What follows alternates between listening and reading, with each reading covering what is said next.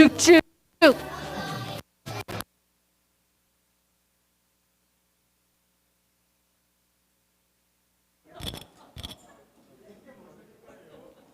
이게 무슨 소리냐면요, 여러분.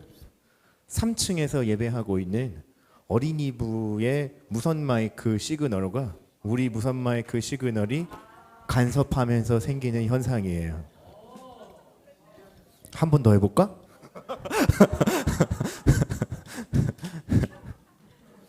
재미있는 해프닝이 있었지만 그것보다 더 즐거움이 있는 이유는 우리 마음에 하나님이 주시는 예배하는 마음이 있기 때문입니다. 모두 자리에서 일어나셔서 우리 살아계신 하나님께 찬양 계속합시다.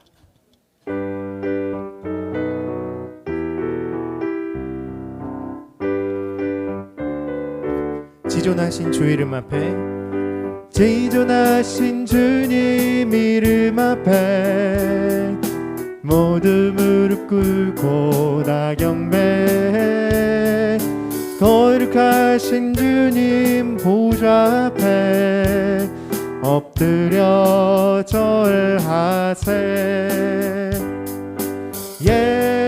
예수는 그리스도, 예수는 주, 하나님의 영으로 경배드리리. 다 함께 사도신경으로 우리의 신앙을 고백하겠습니다. 나는 전능하신 아버지 하나님 천지의 창조주를 믿습니다.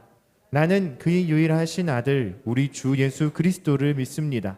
그는 성령으로 잉태되어 동정녀 마리아에게서 나시고 본디오 빌라도에게 고난을 받아 십자가에 못 박혀 죽으시고 장사된 지 사흘 만에 죽은 자 가운데서 다시 살아나셨으며 하늘에 오르시어 전능하신 아버지 하나님 우편에 앉아 계시다가 거기로부터 살아있는 자와 죽은 자를 심판하러 오십니다.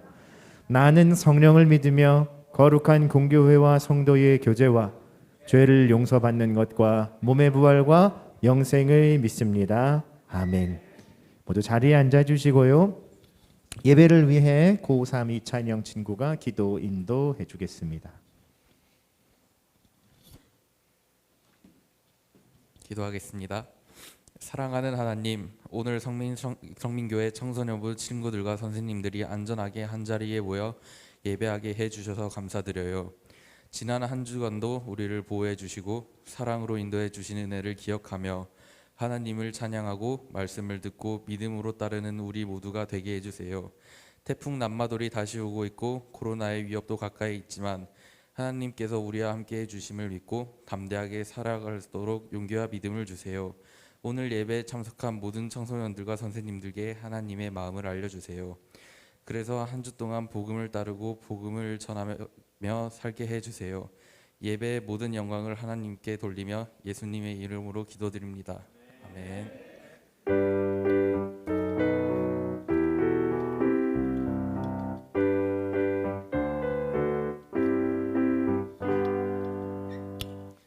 네, 오늘은 9월 18일, 9월 셋째 주 함께 예배하는 주일 모임의 날입니다. 앞뒤 양 옆에 있는 모든 선생님들과 우리 청소년 지태 형, 누나, 언니, 오빠, 동생들을 바라보며 손을 뻗어 축복하며 우리 함께 너는 그리스도의 향기라 찬양할까요? 함께 고백합시다.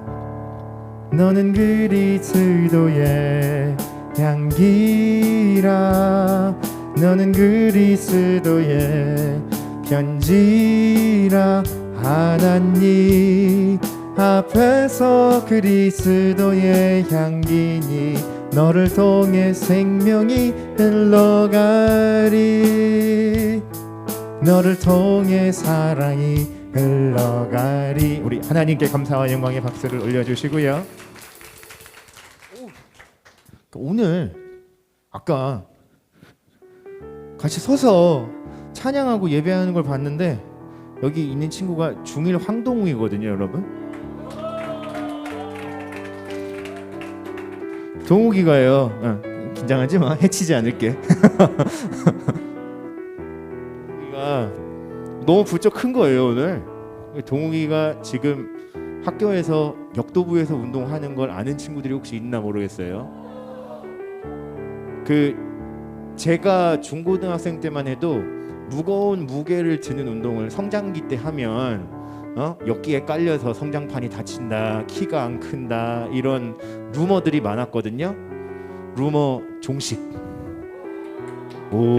특히 이 대둔근과 사두가 그렇다고 여러분 함부로 만지면 성추행으로 신고당할 수 있으니까 함부로 만지지 마시고. 네, 동욱이 격려의 박수 한번 해주세요. 예, 아니 오늘 너무 인상적으로 너무 많이 커서 깜짝 놀랐어.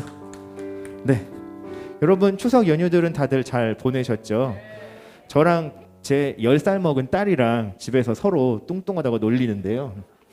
딸이 저한테 아빠 돼지, 아빠 뭐 돼지 막 이러고 놀리면 제가 딱 한마디 합니다. 응? 자기소개 금지라고 하는데요. 아까 우리 찬양 시작할 때도 예지쌤이 여러분의 기름진 얼굴을 보니 반갑고 기쁘다 하셨는데, 예지쌤 자기소개 금지. 반주해 주세요. 나 어색해 죽겠어. 여러분 우리 청년 선생님들 몇 분이 우리 안에 축복할 분들이 좀 계신데, 오랜만에 우리 청년 선생님들 한번 자리에서 일어나 주세요. 김예지 선생님, 이채림 선생님, 김윤지 선생님, 저기 방송실 안에 이도훈 선생님. 대학생 선생님들, 대학을 졸업하고 나서 이제 취업과 사회에 진출을 또 준비하고 있는 우리 청년 선생님들, 응원과 격려가 필요합니다. 박수 한번 주세요. 네. 그리고 오늘을 이제 출석하고 마지막으로 앉으셔도 돼요. 네. 다음 주에 나오게 되면 우리 윤호가 드디어 우리 등반을 하게 됩니다. 우리가 되게 막 그렇게 선물에 생색을 내고 열을 내는 그런 청소년부는 아니지만, 저번 주에 등반을 안 했을 때 저저번 주에 생일 선물을 미리 받아갔단 말이에요. 네? 자, 그날 마이크 살짝 떼고 윤우 귀 속에만 먹튀 금지 했는데 오늘 왔어요. 예. 박수 한번 주세요. 네. 명언이 친구예요. 네. 명언이 친구 고1 정윤우입니다. 네. 여러분 이제 우리 오늘 주신 하나님 말씀을 함께 나누죠. 자리에서 모두 일어나셔서 예레미야 31장 33절과 34절의 말씀을 함께 읽어보겠습니다. 한 목소리로 살아계신 하나님 말씀을 읽을까요? 시작. 그러나 그날 후에 내가 이스라엘 집과 맺을 언약은 이러하니 곧 내가 나의 법을 그들 속에 두며 그들 마음에 기록하여 나는 그들의 하나님이 되고 그들은 내 백성이 될 것이라. 여호와의 말씀이니라. 안 넘어가요. 넘겨주세요. 방송실 넘겨주세요. 같이 읽습니다. 그들이 다시는 각기 이웃과 형제를 가르쳐 이르기를 너는 여호와를 알라 하지 아니하리니 이는 작은 자로부터 큰 자까지 다 나를 알기 때문이라. 내가 그들의 악행을 사하고 다시는 그 죄를 기억하지 아니하리라. 여호와의 말씀이니라. 아멘. 자리에 앉겠습니다. 오늘은 구약성경 예레미야서, 사람 이름입니다. 예레미야 예언자의 하나님의 예언 말씀을 기록해둔 말씀의 제목을 거절은 거절한다라고 잡아 보았습니다. 탈무드라고 하는 이스라엘의 고전책, 지혜와 경고들을 모아놓은 책을 보면 이런 이야기가 나와요. 기원 후 70년경에 예루살렘 성과 성전이 한번 폭삭 무너진 때가 있어요. 로마가 침략해서 티투스라는 이름의 황제가 예루살렘을 함락시켰던 사건이거든요. 완전히 주저앉아버린 이 폐허가 돼버린 예루살렘 성과 성전을 보면서 두 사람의 랍비가 그 모습을 가만히 지켜보고 있었다고 해요. 그런데 한 사람의 랍비는 그 모습을 보며 엉엉 울고 있었고, 또 다른 랍비는 흐뭇하게 웃다가 껄껄껄껄 하면서 소리를 내며 웃기 시작했다고 합니다. 울고 있던 랍비가 웃고 있는 랍비에게 이렇게 물었다고 해요. 아니 자네는 우리가 지금 터전으로 삼고 있던, 그리고 우리의 주인이신 여호와의 성전이 무너졌는데 어떻게 웃고 있나? 그랬더니 이 사람이 이렇게 말했다는 겁니다. 아니, 그러는 자네는 왜 울고 있나? 무슨 소린가요? 내가 이야기했잖아. 우리의 주님이신 여호와의 성전이 무너졌는데 내가 어찌 울고 있지 않을 수 있나? 그랬더니 웃고 있는 사람이 이렇게 이야기를 했다 해요. 나는 하나님께서 선지자들에게 주신 그 예언이 이루어져 가고 있다는 걸 믿거든. 비록 저 성전이 무너지고 깨어졌어도 조만간 하나님께서 예수 그리스도를 메시아를 우리에게 주시고 구원해 주실 것처럼 저 성전을 다시 쌓으실 것이라는 걸 알기 때문이네. 그 사실을 생각하니 내가 어찌 춤추며 웃지 않을 수 있겠는가? 라고 이야기를 했다는 거예요. 사실 우리 이 대한민국 사람들한테는 이 사건 자체가 우리 역사가 아니라서 큰 임팩트가 없이 다가오게 되지만 이스라엘 모든 사람들은 성전이 무너진 사건 그리고 이 사건에 대해서 울고 웃는 이 두 사람의 반응을 보고 두 사람 다 이상한데? 라고 생각을 하게 된대요. 첫 번째는 무조건 울고 슬퍼하고 아파하며 상실을 깊이 느끼고 있는 사람의 모습 또한 믿음이 부족하기 때문이고요. 반대로 하나님이 저 성전을 세워주실 것이다 라는 사실을 그냥 직관적으로 받아들이고 응? 무너졌어? 괜찮아? 다시 세우면 그만이야? 라고 받아들이는 웃고 있는 랍비의 모습도 사실 정상적인 상태는 아니기 때문이죠. 그만큼 패닉 그리고 충격과 공포가 주어졌던 사건이 이 예루살렘 성전과 성벽에 무너졌던 이스라엘이 함락되었던 사건이다. 뭐 그런 얘기예요.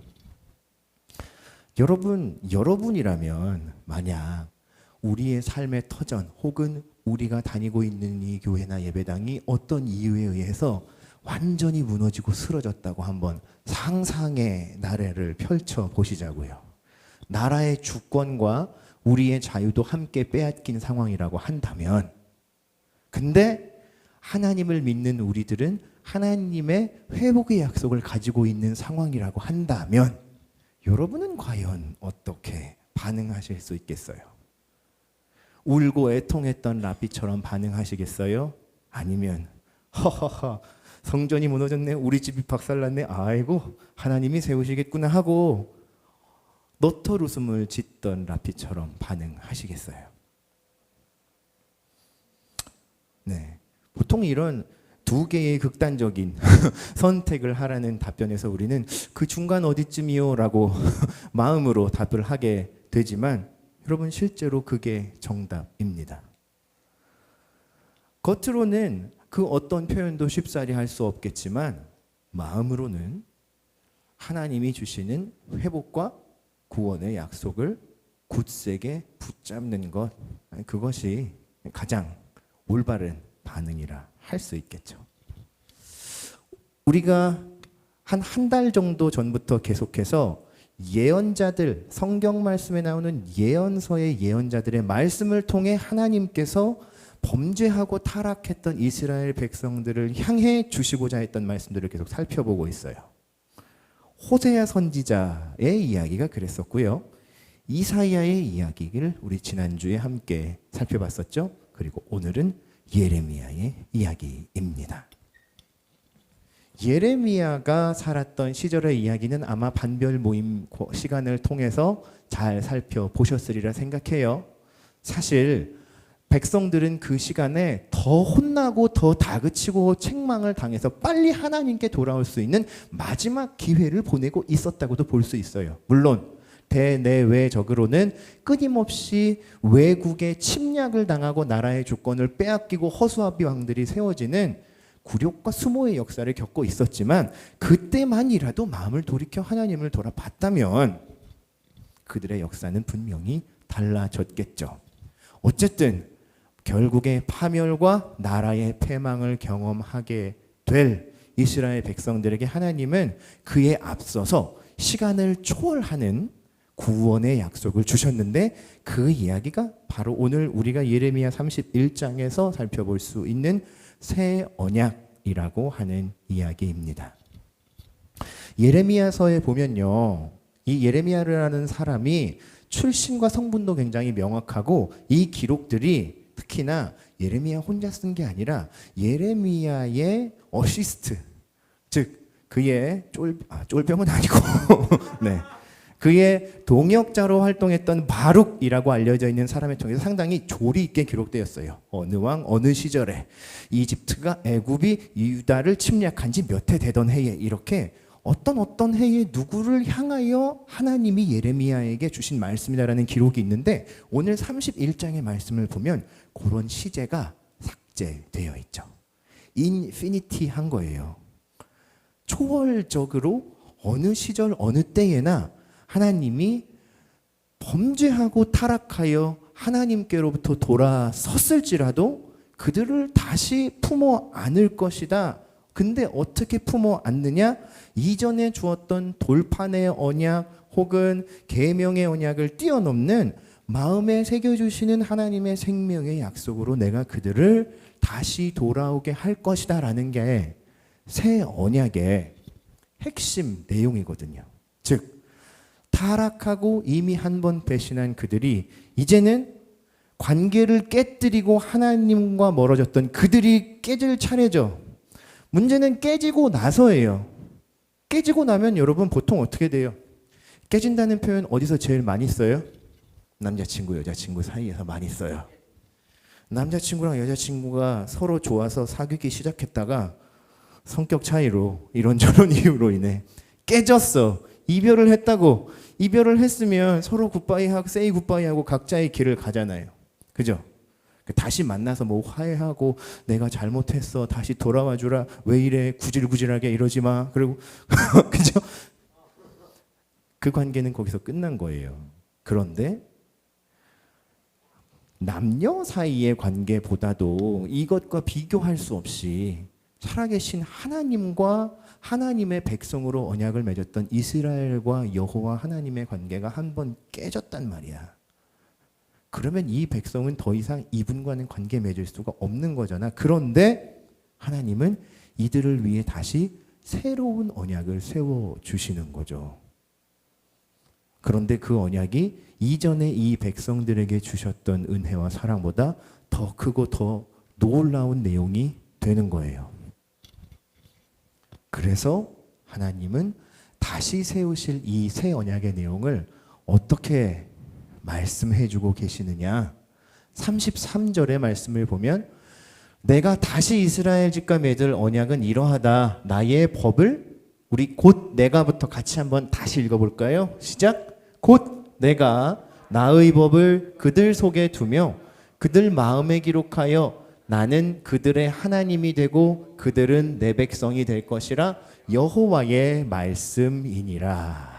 그들의 마음에 두시는 언약이 될 것이다 라고 이야기하는데 33절에 이어지는 34절의 말씀의 내용을 보면 더 이상 어느 누구도 나의 법과 나를 알기 위해 힘쓰지 않아도 그들은 모두 날 그냥 알게 될 것이다 라는 구절이 있어요. 되게 놀랍죠 여러분? 이 일이 어떻게 가능할까요? 가능하죠. 왜요? 하나님이신 우리의 여호와께서 말씀이신 능력이신 하나님께서 사람의 몸을 입으시고 이 땅에 목적을 가지고 오셔서 하나님의 나라와 하나님의 계획을 전파하시다가 하나님의 뜻대로 그를 미워하는 사람들의 손에 붙잡히시고 죽임을 당하시고 그로 인해서 모든 사람들의 죄와 잘못과 배신과 죄를 사해 주시고 다시 살아나셨기 때문이죠. 그분을 믿고 그분을 영접하여 하나님의 사랑이 이런 거구나. 나의 존재가 변하는 사건이구나. 아, 나는 이제 더 이상 죄를 짓고 어디에 가서 내가 가지고 있는 것들을 속전으로 내고 죄가 이게 얼마짜리예요? 아, 그래요. 몇백만 원짜리 할부가 되나요? 하고 내 죄값을 내가 묻지 않고 나를 위해 대신 그 죄의 값을 치러주신 예수님을 믿고 그분을 나의 구주로 영접하는 일로 우리의 마음에 새겨지는 하나님의 약속으로 이제 그분을 알게 되는구나. 즉, 이 약속은 예수 그리스도라고 하는 부인할 수도 없고 모른 채 할 수도 없는, 분명히 사람의 역사 가운데 우뚝 세우신 바로 이 십자가의 사건을 통해 우리에게 알려줬고 주어졌기 때문인 거예요. 즉 예레미야서에 나와 있는 이 새 언약은 이미 성취가 시작되었고요. 그런데 그렇다고 해서 과거에 완료되어 버린 사건이냐? 그렇지 않죠. 예수님이 우리에게 주신 그 구원은 과거에 있었던 2000년 전에 있었던 십자가 사건으로 인해 우리의 존재를 변화시키셨어요. 죄인에서 의인으로, 사망에서 생명으로. 그걸로 끝인가? 아니라는 거예요. 이 구원과 은혜는 시간을 초월하시고 시간의 주인이신 하나님의 놀라운 능력 안에서 오늘을 살아가고 있는 우리들에게도 하나님을 믿고 예수님을 의지하는 모든 이들의 삶에 힘들고 어려울 때마다 그분을 의지하고 부르짖고 그분의 도움을 받으며 살아갈 수 있는 실제적인 구원의 은혜가 되는 거예요. 그럼 거기서 끝이냐? 아니에요, 여러분. 예수님이 부활하셔서 하늘로 올라가시며 주신 마지막 약속, 나는 속히 다시 올 것이다. 그때까지 나의 계명을 가르치고 모든 사람들을 제자로 삼으며 하나님의 나라를 알려라. 그러면 내가 속히 올 것이다. 역사의 끝에 하나님의 심판이 다가오게 되는데 그때의 예수 그리스도를 믿는 모든 사람들은 영화로운 하나님 나라에 동참하게 된다. 종말론적으로 마지막 때가 되었을 때에도 죽은 사람, 그때 살아있는 사람을 모두 막론하고 영생을 얻어 하나님 나라에 참여하게 되는 것, 이것이 우리가 다가올 미래 가운데에 최종적으로 완성될 구원의 은혜의 모습인 거죠. 그때에 비로소 새 언약은 완전하게 성취되는 겁니다. 예수님의 새 언약, 그리고 하나님께서 범죄한 백성들을 다시 받아주시며 주신 이 약속은요, 그래서 오늘 설교 말씀으로 설정한 이 문장으로밖에 설명할 수가 없어요.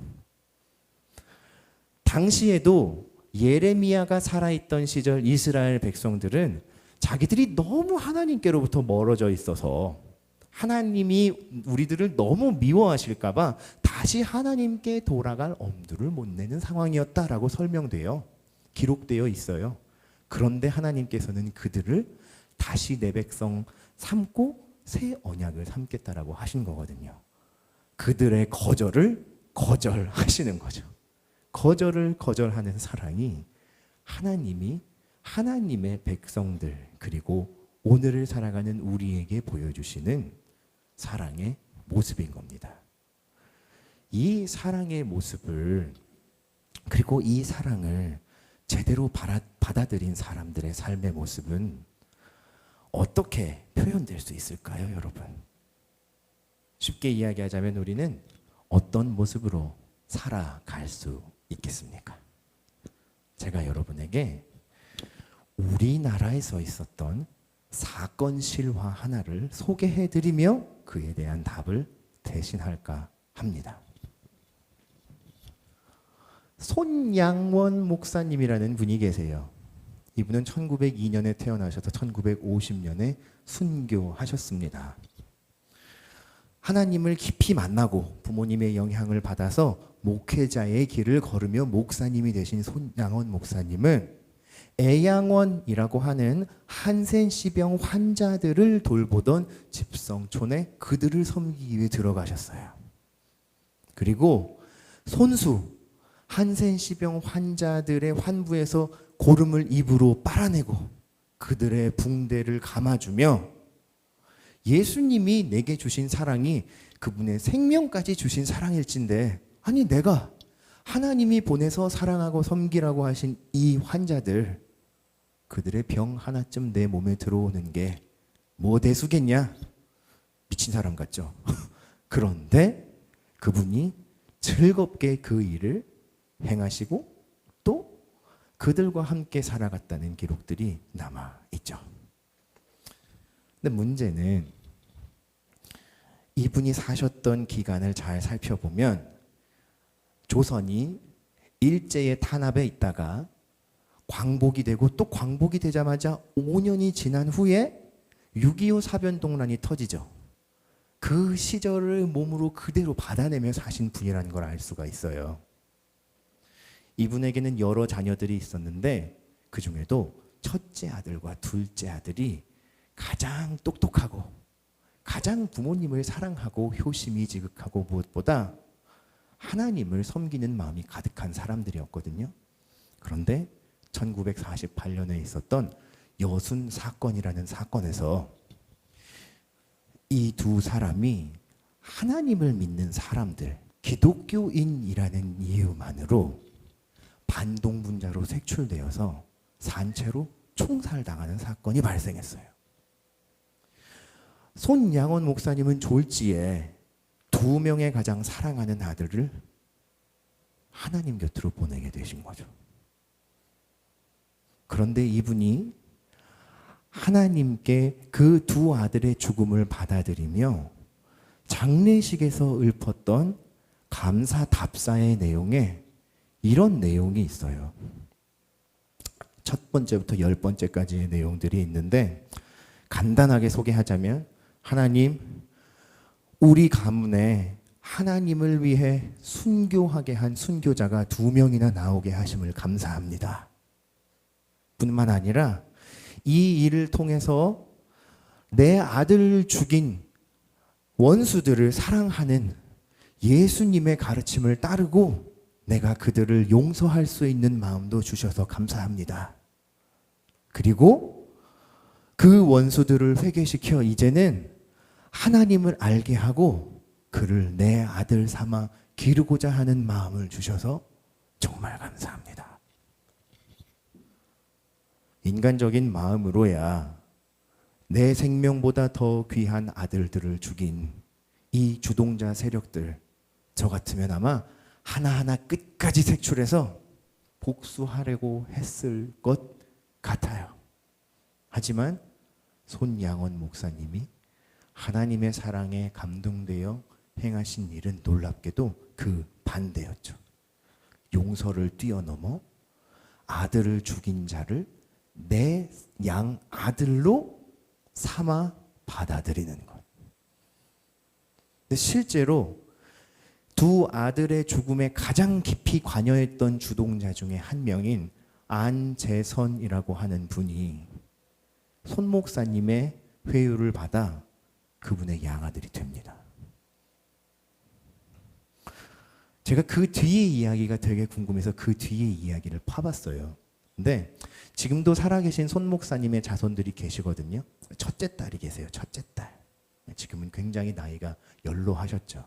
첫째 딸이 어떤 일을 하셨냐면 그 안재선 씨가 처형되려고 처형장에 있던 그 사람에게 손 목사님은 그 당시에 예배 설교를 하느라 그 처형장에 못 갔고 이 어린 딸이 아버지의 진정서를 가지고 가서 안재선 씨 살려주십시오라는 이 편지를 전하게 된 거예요.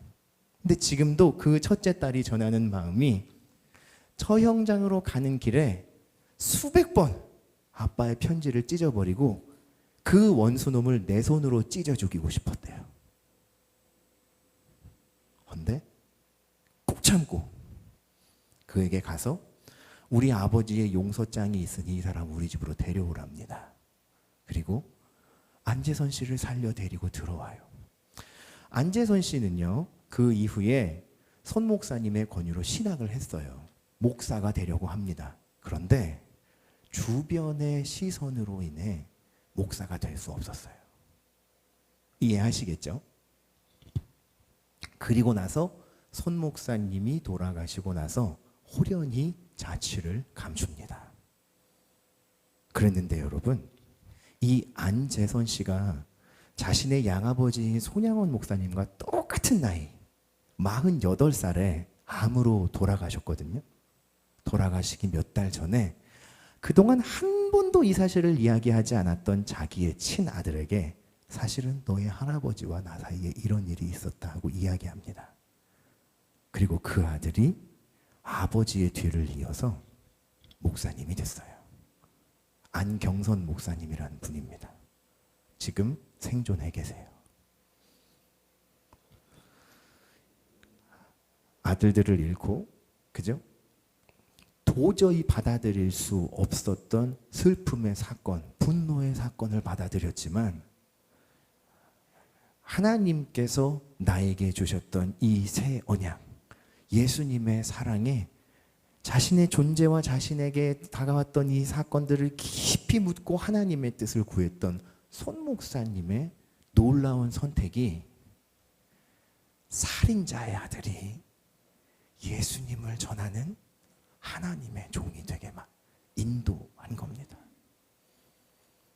여러분, 하나님께서 우리에게 보여주신 사랑은 이런 능력이 있어요.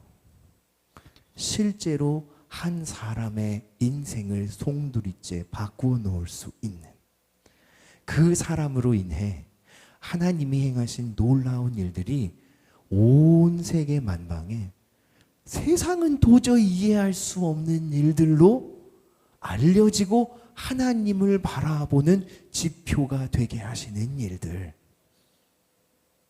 그런데 여러분, 이 일이 특별하고 손양원 목사님 같은 크고 믿음이 좋으신 분들만 할 수 있는 일은 아니에요. 우리의 작은 일상 속에서도 하나님을 먼저 선택하고 그분의 말씀을 따라 살아가고자 하는 작은 노력들, 하나님은 놓치지 않고 기뻐하시며 하나님의 일을 위하여 우리의 순종과 충성들을 사용하시죠. 저는 여기에 모여있는 모든 청소년들 그리고 선생님들의 삶에도 이와 같은 하나님이 매 순간 허락하시는 작은 믿음의 순종의 길들과 선택의 자리들이 놓여 있다고 믿습니다. 여러분, 우리는 하나님의 새 언약의 주인공이에요. 그 말인즉슨 우리는 하나님께로부터 떨어져 나아갈 수 없고 하나님은 절대로 우리들을 포기하시지 않는다는 말입니다. 그러니 이 새 언약의 가르침 안에서, 그 약속의 능력 안에서 하나님을 선택하고 그분을 붙잡고 그분의 말씀을 따라 살아가는 믿음의 사람들이 되기를 주님의 이름으로 기원드립니다. 기도하겠습니다. 하나님, 예레미야를 통해, 예레미야 선지자를 통해 이스라엘 백성에게 그리고 오늘 우리에게 주시는 새 언약의 말씀들을 바라봅니다. 하나님을 떠나고 배신한 죄인인 우리들에게 죄를 용서해 주시는 것을 뛰어넘어 독생자 예수 그리스도를 주시기까지 다시 사랑하여 주시는 하나님의 놀라운 사랑, 우리는 그 사랑의 주인공 되어 매일매일 하나님께서 주시는 믿음의 선택 가운데에 하나님을 바라보고 하나님의 말씀을 따라가는 삶을 선택하기 원합니다. 주님, 믿음 없는 우리를 도와주시고 용기 없는 우리들에게 하나님이 용기가 되어주시고 사랑과 감사가 없는 우리의 마음에 하나님의 눈물을 내려주시사 예수님께 감사하며 그 뒤를 따르는 삶을 살아갈 수 있도록 인도하여 주옵소서. 감사드리며 예수님 이름으로 기도합니다. 아멘. 네, 이 시간은 우리 준비한 예물을 하나님께 드리는 시간입니다. 우리 나는 예배자입니다 찬양을 부르며 함께 예물 드리겠습니다.